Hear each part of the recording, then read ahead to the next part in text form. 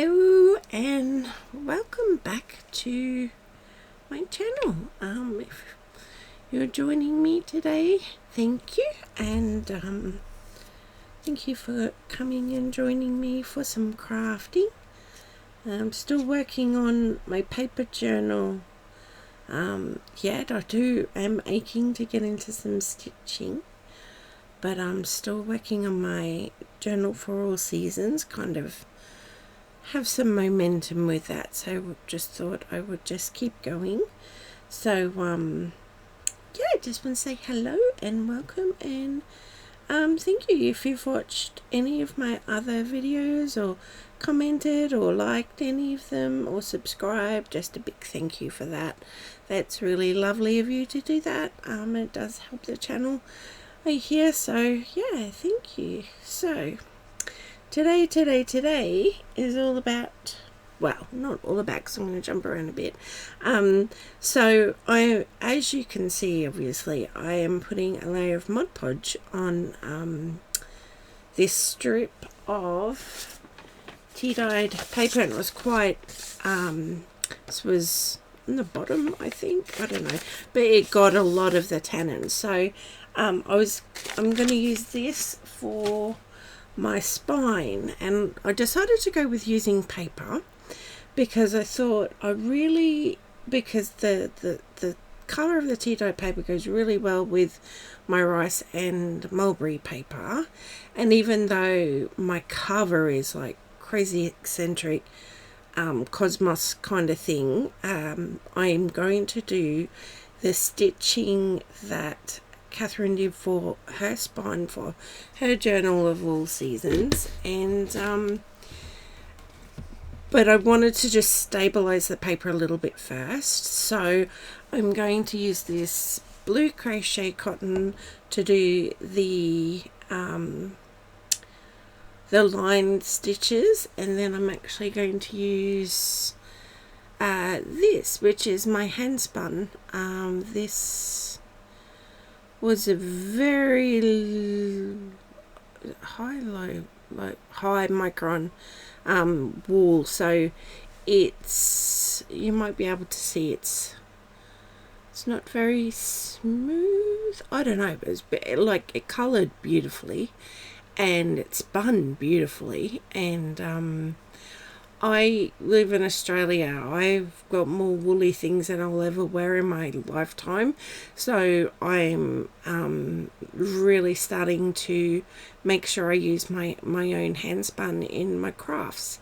So I was going to use this for the going up and down, because that matches my crazy cosmos if you watch the collage video. So this is my journal for all seasons that I collaged in the last video. So as you can see, it's all a bit crazy and colourful and purple, because purple's my favourite colour. So I grabbed that out of my tub and hand spun that's just sitting there.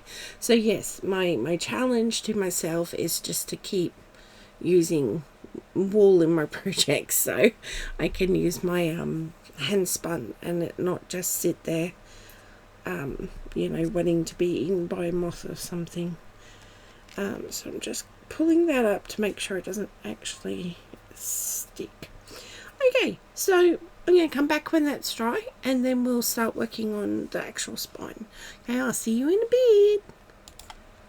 Hello, I'm back. So it has dried and it feels so cool, like, I don't know, yeah, it's just a bit more durable now. And as you can see, I have done some lines now. The spine that Kathryn does, it's called interlaced running stitch, and Kathryn does it with 5 lines and embroidery floss. And on fabric.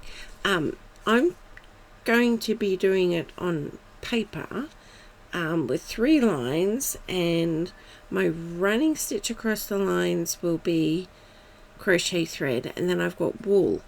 Now I have no idea if this will work and if it will be even a smidgen close to how awesome Kathryn's look. So it's a bit of an experiment, and you're coming along for the ride. And because it's paper, rather than have a knot that might get pulled out, I can actually get away with taping the end down. So I am going to sew this side up. That's going to be the top side that I do the interlacing with the wool on, but I want to follow the lines, so I am going to have to be really careful to not destroy the paper. And like I said, I have no idea this is work. I just thought I would give this a go. And you know what, if it doesn't work, I can just delete the video and pretend it never happened. Okay, so I'm doing quite big stitches. And I'm going to leave them really loose because I want to get that wool through without letting the or making the thread tear the paper. So this is nice big chunky stitches, and you keep them as even as possible. And I am going to dropped it. I'm going to do I'm going to keep going with this row, and then I'll come back when I finish that. Okay, see you in a sec. Hello, I'm back. So I didn't stop at the end because it was all going to be the same. So I ended up stitching through, and it was okay. The Mod Podge really, I'm glad I did it. I kind of just felt like one layer on this side was going to be enough to just stabilize it, because I will use glue, tacky glue, to stick it down, or maybe even Mod Podge again. I'm not sure it matters, to be honest. And so when that's a bit shiny, that's better. So when you're doing this, and I don't know if you've watched Kathryn's video on doing the interlaced running stitch, so you need to have the stitches staggered so you can go in diagonals. Kathryn's just looks beautiful. It's smaller and it's 5 lines, and I think, when I'm doing another stitching project, I might have a go at doing that. But for my journal for all seasons, this is what I'm doing. So this is where we're gonna see if it actually works, because I'll be pulling wool through, making really big hole with this, and I tried not to make too long a length, but maybe I did. Okay, and again I might just sticky tape it down to the back, just because the knots won't hold well, because if you give it yank, it'll just tear through the paper straight away. And it doesn't matter if I go over the other stitches. So now this is where we'll see if I left it loose enough, because you can see there's quite a bit of give on the thread. That was so I could pull the wool through, because it'll have to, if I want to do it the way Kathryn did it, also needs wool coming back the other way. So it's going to, and I'm just holding this stitch at the back and one of the ends with my nail, just just to stop it, like really pulling it. So that seems to have gone through okay. I think this, do I want to jinx it? No, I'm not going to say. I'm not going to say what I was thinking because I don't actually want to jinx it, but yeah, it's actually not too bad at all. Okay, just being very gentle. And I do love this colour. I did it by, because I don't know if people know dyeing with wool and colours, that purple really breaks into blues. And I'm going on a little tangent here. So when I had the wool, I think it was actually from a fleece that I prepped from the beginning, and it so I had like a roasting pan on my stovetop and brought it to the boil, had some vinegar in. I put in violet food colouring, and because the coolest thing happens is that is just one food colouring, that is just violet, so the violet breaks, and yeah, so I put the fleece in, and the really purple bits are what grabbed the purple before the colour broke, and the colour broke into blue, and it, like, the reds weren't really there. It's like they get saturated into the purple, and then you've just got a lot of blue left. It's just, you can just do the most pretty things with it. So that's, and so then I prepped the fleece that was done in this roasting pan, and so I just let it sit until the colour was exhausted, which means the water was clear again, and then let it dry, and then I have a drum cutter and I carded it, and then I spun it, and I didn't worry about making sure if it was, you know, patterned or not or whatever. I was just picking out big chunks and just spinning it, so you can see it's really modelled and all over the place. But gosh, I love it, which is why I really, like, you know, have to start using it in things, because, you know, it's just sitting there getting wasted otherwise. But anyway, so ends the mini tutorial lesson on how to break your violet into purple and blue while you are dyeing wool. I don't know how that works on like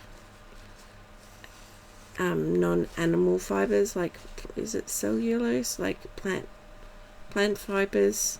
I don't think it works the same way. So I don't know, I just know I can do that with wool, and it's been years since I've done any of that. It's just it just really dropped off being able to do any of it, which has been a shame, but I'm hoping to get back into it, because I've been given an absolute truckload, and I'm not even exaggerating, like 20 plus fleeces of alpaca that I want to prep. So, and they're straight from the animal, so it's really exciting. Okay, so I just went and did that while yapping away, and so you can see, went down the diagonal, jumped over to the next one, up the diagonal, and just did that. Now I have to remember, I think Kathryn went down to the other side. I'm trying to remember. So I might just lock that in by going under there. Just be careful pulling all this wool through. Oh, gentle. Oh, there's a little lump there. Hang on, is this? Oh, this is never high plied. It's a 3-ply. Oh, cool. I wasn't paying attention. So chain plying, for those who don't know, so it means it's actually a 3-ply. I don't know if I can pull it apart. So I spun one really big single, long single, and then chain plied it. That's how you get 3-ply. Now with the Navajo spinning, you do get the tiniest little bumps where you loop the chain around, but that's what alerted me to it being a 3-ply. So that must have been a really thin spin. Like, maybe I could unply some of it to do what do you call, like, slow stitch here, like, you know, where you would want to use embroidery thread if you want a finer. I know it seems a shame plying all it and then undoing it, but if it gets me to use it, then that's okay. Now, how am I going to do this? Is that I might just go under this for a sec, and then that way I can go over it to go under it. I hope that made sense. Over it to go under it. Yes, I know what I mean. Yeah, so see that oh, this is actually working not too bad. Thank you for showing me how to do this, Kathryn. I love it, and I want to do more of it. So I'm going to jump over. I'm not giving a full tutorial of how to do this, because the lovely Kathryn has already done that, so I don't need to, but I'm just showing you my version and how, you know, using different materials, different amount of lines still works a treat. And you know, I would like to do like a whole page of it. That would look amazing. Yeah, I have to put that on my list of things to do. Okay, so you get the idea. This is actually working, and I'm quite happy about that, and that doesn't look too shabby at all. So yippee! So I'm going to pause here, and I shall come back when I have finished it, because it's just the same stitch up and down through all the different lines. So that might get a bit boring, and I can't think of anything else to talk about right now. So I shall pause, and I'll be back in a tick. Okay. Hello, I'm back, and I finished. And it didn't take very long at all, because, you know, obviously big chunky stitches and stuff, but I am so happy with how that turned out. I'll just do if I hold it down there, it'll fit in. Look at that. And so you can see on the back where I had to stop and start, because I didn't want to use very big pieces of thread pulling through the paper. But that has honestly worked.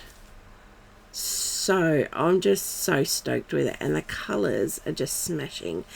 And I have to correct what I said when I was talking about dyeing this, because I thought it was just mottled, like just random variegated with the pan boiling, but it's an ombre break. So how I did that, or how I do that, is if I have a combed top, which I think this may have been, not just the fleece, can't remember, I made it years ago, but this is my guess, because when I do an ombre break, I put the wool in the pot, which is an old roasting pan I got at a garage sale, and fill it with water so it will just cover the wool, the fleece or the comb top, and add a dash of vinegar in it, so it sets the colour. And then I put, and this only works as far as I know, and again I haven't done it for years, so I don't know if anything has changed, and it's the Wiltons. I don't know if other countries get that brand, but the Wilton's was best for doing this colour break. So it was Wilton's food colouring, and it was the violet, and very specifically. And what I would do is have, like, mix it in some water, because it was more of a paste rather than drops, liquidy. So I'd mix it in water, and then I'd pour it at one end and just really saturate that end, and the purple would hit, and that's where you get these really dark purple bits. And then as the colours seeped into the rest of the roasting pan with all the wool there, that's when it would start breaking. So you get your pale lilacs. And then when it was fully broken, all that was left of the colour was blues. And so then the blues would, as it was going, you know, and I did have my pan on tiniest of inclines, like you know, a couple of millimeters, just so, you know, one side was kind of higher, so when I put all the colour in, it would just kind of flow down to the other end, and it would do an ombre break. And so then I've obviously gone and spun it, and that's why the pattern has turned out purple on the bottom and blue on top, which was completely unplanned. And you can see there's this lilac here changing between the purple and the blue, and look how that matches my my cover, and it just completely unplanned.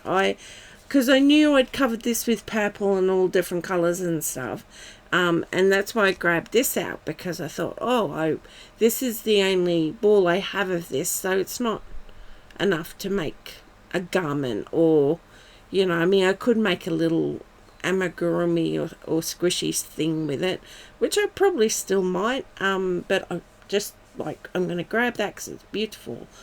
But I did not plan how that was going to match. Like, I'm just stoked. I'm just really happy when things work out. So I am going to go away. I have Mod Podged the cover. It's all nice and shiny. But what I love is, and I didn't go nuts with how thick I put the coat on, you can still feel the mulberry paper like that. It's not smooth, like this is super smooth, this is crazy smooth, but this still has a bit of the mulberry paper texture, which I love. And I was just being sat here going, because it's just, I'm loving it. Kathryn, again, thank you so much. I'm just loving doing this, and I'm glad I've been able to jump in and at least start it. Who knows where we'll end up, but that's okay. For now, I have started it, and I'm absolutely loving doing this. And I loved learning how to do this, so big thank you. Wrong way. Big thank you to Kathryn Cloth Tales for this too. Woo, thank you. So I'm going to pause and go glue this on, and then I'm going to take you to prompt 2, which I have started with the collaging, because the prompt 2 was collaging. And so I'll take you to that. I just figured you didn't need to watch more collaging if you didn't want to. So I have started that, so we're going to be doing the detailing. So, yeah, I'll be back. Hello, back again. So I have glued this on. Look at that. Oh, I just, oops. I'm trying to get that to focus. Look at that. I love it. I just genuinely love it.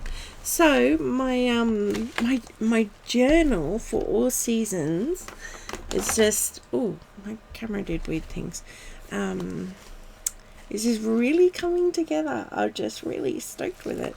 And yes, Kathryn, you were right in one of your videos. Aussies do say stoked when we're very happy. So this is how, so that's the spine, and then I have a foldy bit which I'm going to attach something to put things in. I don't know whether I want to put a pocket or a belly band or both, or I'm not sure. But for the most part, except for that bit, oh, I haven't done the closure. I haven't worked out what. Oh, there's some wet Mod Podge. I haven't worked out what to do for the closure yet. I might just have. Oh, I could use some more of this to make a tie or something. I don't know, but that's not for today. But for the most part, that's like finished enough, if you understand.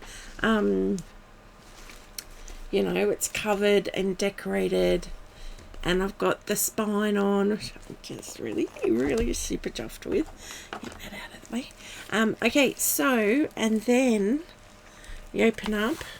This is my title page, and so those who are Lord of the Ring fans, you will recognize this quote, and I'm going to read it out to you because I just felt like that this was what I was saying standing at the beginning of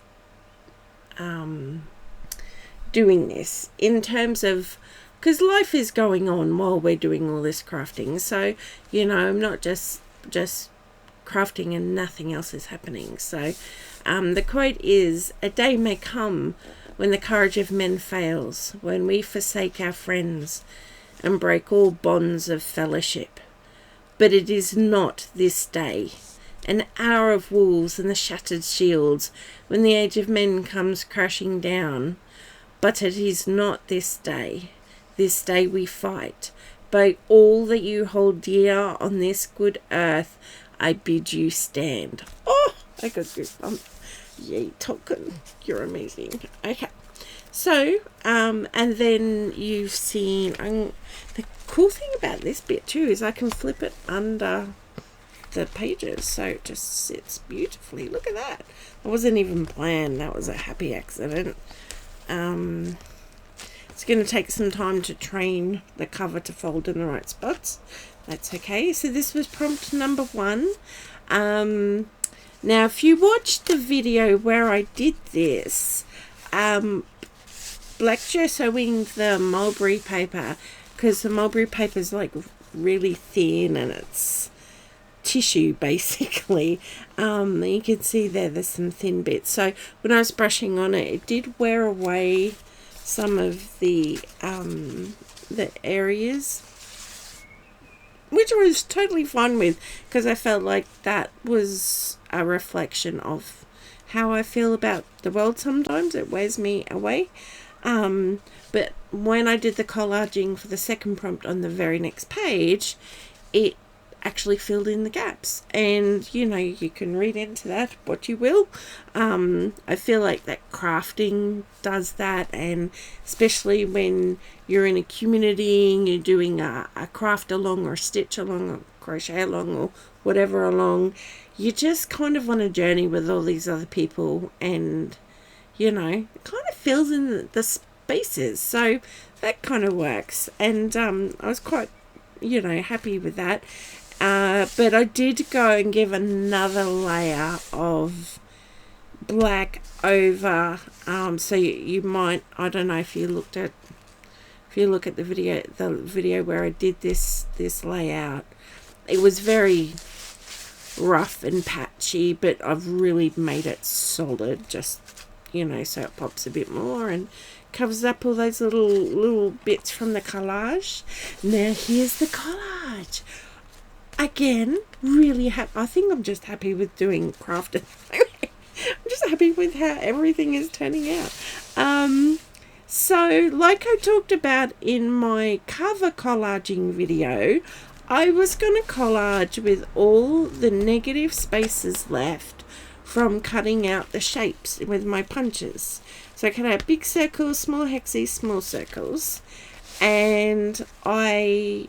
if you did watch that all the way to the end, that cover video, I actually use up the acrylic paint on some tea-dyed things to make collage paper, which is the grey and the pink you see peeking through. So I kind of just ripped the grey into strips, and ripped the pink into like triangles, and then I just kind of put them around, and then I started laying on the negative spaces, and I just really genuinely love how that looks. Like the colors are all kind of bouncing off each other but also blending at the same time, which I'm not sure how that works, but you know, you can see I just, yeah, again, really happy with it. And so I'm just gonna go in. I started, and then I'm like, oh, I will put the camera on, because you didn't need to, again, you didn't need to see me sit there happily gluing away a bunch of paper for another hour. I mean, if you do want to watch that, I'm happy to do another video. So here I am just doing half the circles. They actually not too bad for my spoke way too soon. There we go. I was going to say they weren't too bad for my wobbly hands, but then my hands did their thing. And I might do that opposites. And because I love how it's just basically a bunch of windows with all the different things poking through. And I feel like this is like all the windows of our experiences. You know, we've got our baseline of who we are, and then our experiences, you know. So this paper here, actually, if we can find some mulberry paper, oh, there's a lot over here. So the mulberry paper is the base, and then we've got our tea dyed paper with pink paint and grey paint on it, and then we've got layers of all these cutouts, negative space bits, and it's just like windows of experience. Like through this window here, you know, there are different experiences that make what I see through this window different to what I see through a different window. I just love it. Yeah, I'm just picking random circles to swoosh around in. I think I'm happy with that. And I do want to, so these are different pens again. So I've got my acrylic pens here, and this time I'm not working out of shot, so yay. And these are King Art twin tip metallic pens. Oops, oh, I always go the wrong way. So that all the colours are metallic, so I think they came in a pack of 12. I just grabbed out whatever was on top. So because there's the grey, that's really almost exactly the same as that. Not sure if I want to use it too much. I'm just going to keep away from that grey paper, and I'm just going to do some just mark making because I can. I did watch Kathryn's video, gosh, it was a couple of weeks ago now, or a week ago, and I've watched a lot of craft videos since then, so I can't remember if the collaging had a specific purpose, like a specific message. You needed to collage a message. I don't remember. I don't think so from what I can remember. There we go, kind of making those into windows. Windows of experience, which is that's just what I see when I see this layout. Is just this is how you know, life kind of comes at us, you know. Maybe, I don't know if that works for everyone, and that's fine if it doesn't. And some people might be really cringing about how careless I'm being with this. And fair enough, you know, this kind of style is not everyone's cup of tea. Never used to be mine, if I'm really honest. That would have been just too much for my brain, you know, years ago. But, you know, we evolve or just change. I'm not really sure, but I like it now.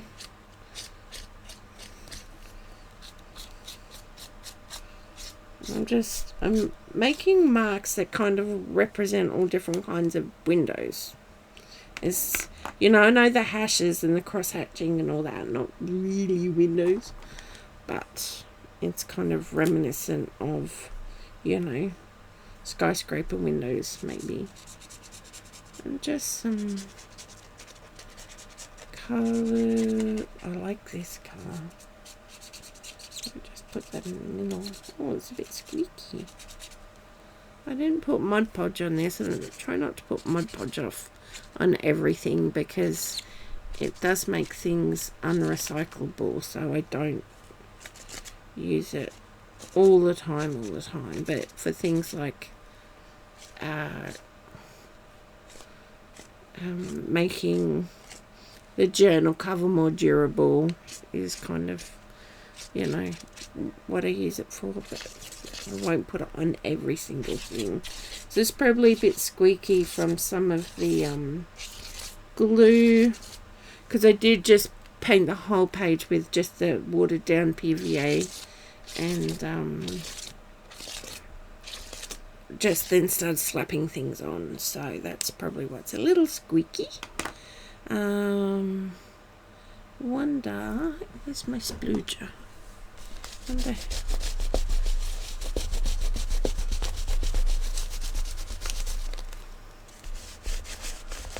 I was just wondering if I could smudge any of it, but it's already dry.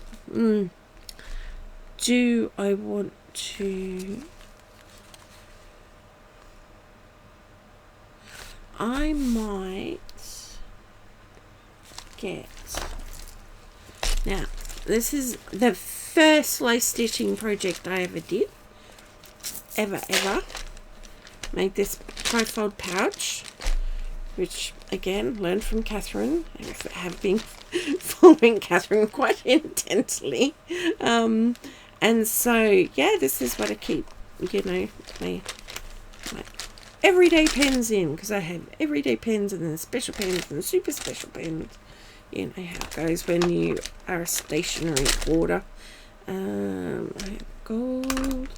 So I thought I'd just get the metallics out. See, I can find it. Oh, there's the pewter. I like that. Because I thought I might. And the cool thing about this is I did this wrap, and look at this. Look at happy fidget time. Haha, love it. So that's my little pouch for my pens. Again, thank you, Kathryn. Okay. This is what I wanted to do. I wonder if this will show up.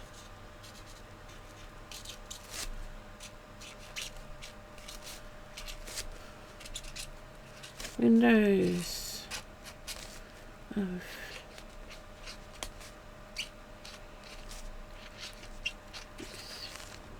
experience. I wanted to write that so I didn't forget it, because honestly I could look at it and just think, oh, that's a nice collage, but because I probably most definitely actually won't be in the same headspace even, you know, tomorrow. So I thought I'll write that down so I can remember what I thought about it. I know it probably looks like a hot mess to some people, but for me it was the process, and yeah, it just reminds me about how we look through things with all our experiences. So that's what I'm getting from that. So then, dun da da, or you can see all the, I love this paper. So yeah, I'm call that done, and thank you for joining me, and I hope you enjoyed this video. And yeah, I will be putting another one up for the next prompt, which I'm not sure what it is because I haven't watched Kathryn's video on that yet. But I also want to jump in and start doing some stitching videos as well. So yes, I will be doing that, and I've put up the videos from the community project blanket that we made for Kathryn. And Annie Claxton is doing a seascape, and I want to do some of that. And I'm working on some cross stitches. So yeah, so I'll bring you along for some of those. Till then, take care, be well, and I'll see you next time. Okay, bye.